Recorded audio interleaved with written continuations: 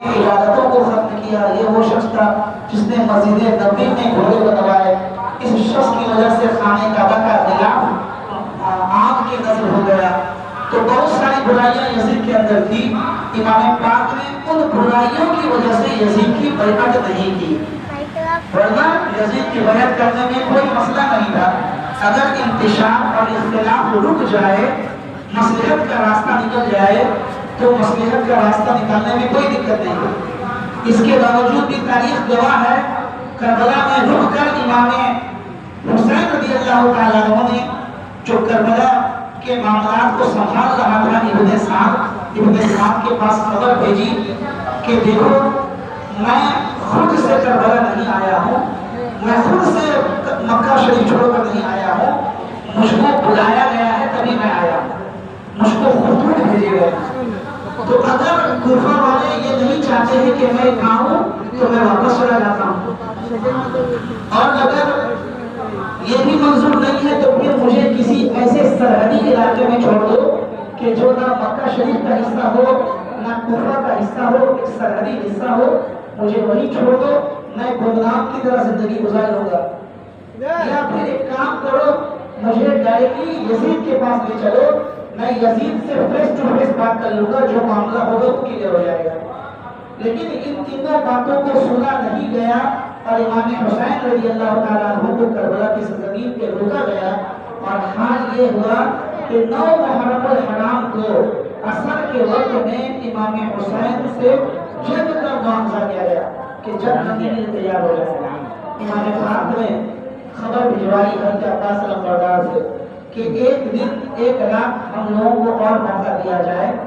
9 کے عصر کے وقت میں یزیدی جنگ کے لیے تیار ہو گئے.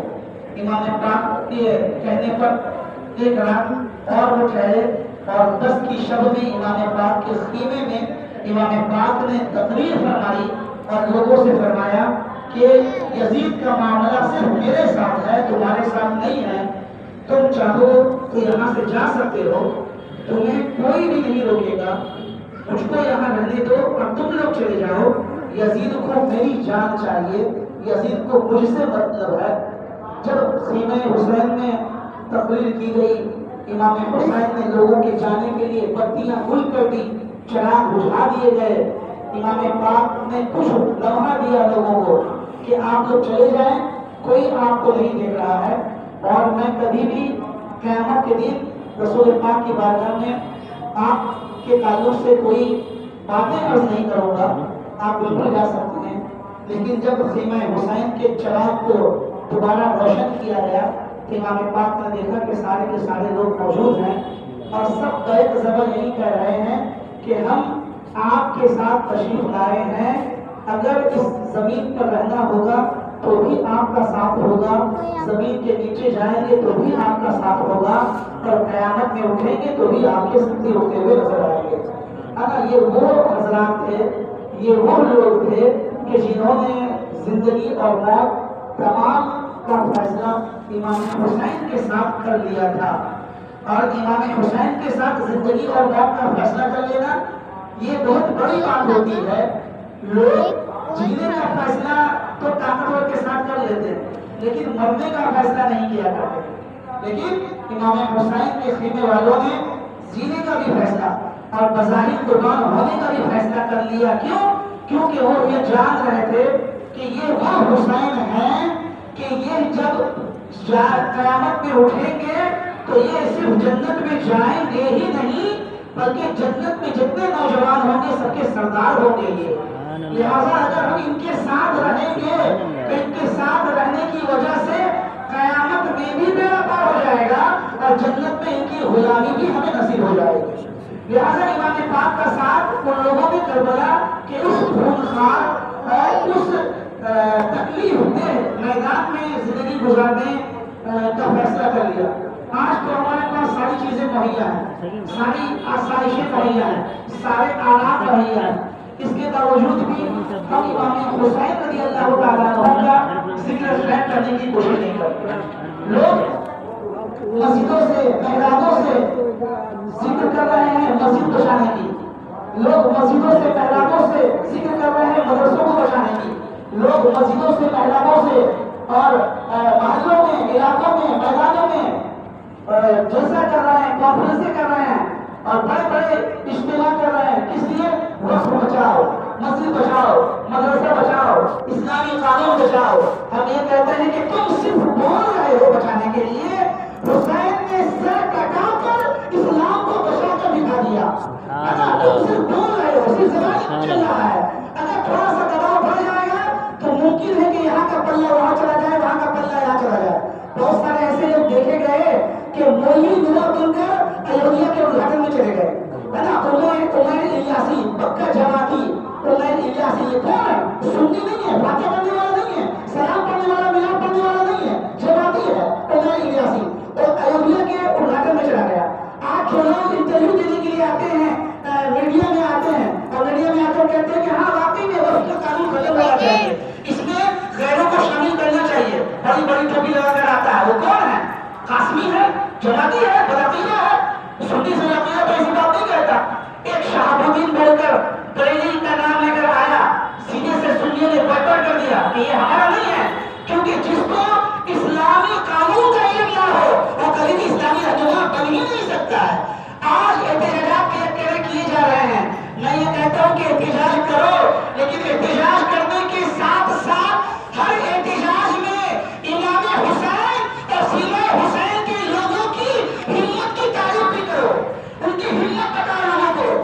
محرم الحرام میں احتجاج کر رہے ہو، چاہے کسی مہینے میں احتجاج کر رہے ہو، دنیا والوں کو بتاؤ کہ ہم وہ لوگ ہیں جو امام حسین کے چاہنے والے ہیں اور سیرہ حسین میں جتنے لوگ موجود تھے ان کے چاہنے والے ہیں. امام حسین کے چاہنے والوں نے اسلام کی خاطر گردن کٹا دی ہے. ہم بھی اسلام کے خاطر اور اللہ کے نام پر دی گئی زمین کے خاطر گردن کٹا دیں گے، لیکن کبھی بھی غیروں کا مداخلت اس میں قبول نہیں کریں گے، ہے نا. غیروں کی مداخلت قبول نہیں کریں گے. یہ ہمت ہونا چاہیے. بغیر امام پاک کے ذکر کے، بغیر شہدائے کرام کے ذکر کے ہمت آ ہی نہیں سکتی ہے، کسی قوم میں نہیں آ سکتی ہے. آپ یہ سوچیں گے کہ ہتھیار لے کر ہمت آ جائے، آپ سوچیں گے کہ میزائل اور بارود لے کر آپ کے اندر ہمت آ جائے، یہ پاسبل نہیں ہے. آپ کے اندر جو ہمت اور طاقت آئے گی وہ شہدائے کرام کا ذکر سننے پر ہی ہمت آئے گی. شہدائے کرام کا تذکرہ سننے پر ہی ہمت آئے گی. چاہے وہ بچہ ہو، چاہے جوان ہو، چاہے بوڑھا ہو، چاہے گھر کی عورتیں ہو، ہے نا. میدان جہاد میں صحابیات نے بھی، جہاں صحابہ کرام مردوں نے، وہی صحابیات عورتوں نے بھی جہاد کیا ہے، عورتوں نے بھی جہاد کیا ہے. آج آپ دیکھتے ہیں یہ سکھوں کی عورتیں بھی چھوٹا چھوٹا چھوٹا پاکٹ میں لے کے رکھتی ہیں، اپنے پاس لے کر موجود رہتی ہیں تاکہ اگر کہیں ضرورت پڑ جائے تو اسی چھونے کو چلا دیں گے. اور ان کو باضابطہ پرمیشن بھی ہے کہ آپ رکھ سکتے ہیں، آپ کو اس چیز کا پرمیشن نہیں ہے، آپ کو اس چیز کی اجازت نہیں ہے. لیکن اجازت ہو نہ ہو، اجازت ہو نہ ہو، ہمارے لیے یہ بہت بڑی بات نہیں ہے کہ جنگ کرنے کے لیے ہتھیار ہی ہونا چاہیے. جنگ کرنے کے لیے حسینی شجاعت ہونا چاہیے، جنگ کرنے کے لیے حیدری شجاعت ہونا چاہیے، جنگ کرنے کے لیے کربلا کا واقعہ ذہن فکر میں رہنا چاہیے. اور یہ مزاج بنتے رہنا چاہیے کہ جب حق اور باطل کا معاملہ ہو تو یہ کوئی ضروری نہیں ہے کہ تعداد دکھایا جائے، بلکہ حق اور باطل کا معاملہ ہو تو اپنی شجاعت دکھاؤ اور اللہ کی ذات پر کامل یقین اور بھروسہ دکھاؤ.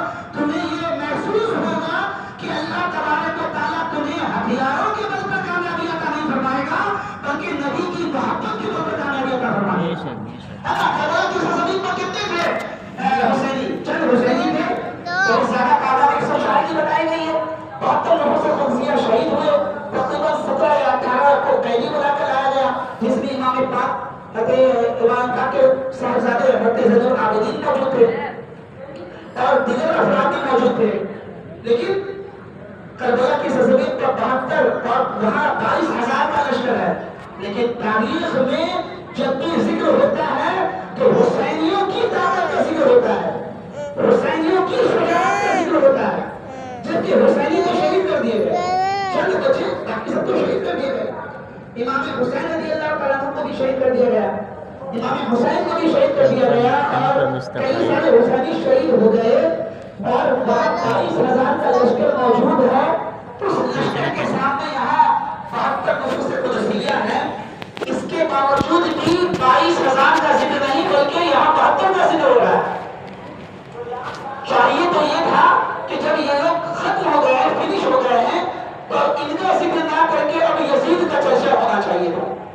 ہوتا ہے نا کہ جنگ جیسے ابھی ہوئی، اب جنگ میں جب ایرانیوں نے مارا اسرائیلیوں کو تو ہر جگہ ایرانیوں کا ذکر ہونا شروع ہو گیا. میں نے پہلے بھی کہا تھا کہ تاریخ اپنی جگہ ہے اور اس کی اتباع کرنا اپنی جگہ ہے نا. ہم ہر ظالم کے خلاف اٹھنے والے کو مانیں گے لیکن اس کی اتباع نہیں کریں گے، اس کو فالو نہیں کریں گے. ہم اہل سنت والجماعت ہیں، یعنی ہمارا تعلق سنیت سے ہے. سنیت کے خلاف کوئی چلا جائے گا ہمارا اس سے کوئی تعلق ہی نہیں. اور سنیت کیا ہے؟ سنیت نماز میں ہے، روزے میں ہے، حج میں ہے، زکات میں ہے، صدقات میں ہے، خیرات میں ہے، اور ان سب سے بڑھ کر حضور صلی اللہ علیہ وسلم کی محبت میں ہے کہ محمد سے وفا کرنے کو ہم تیرے ہیں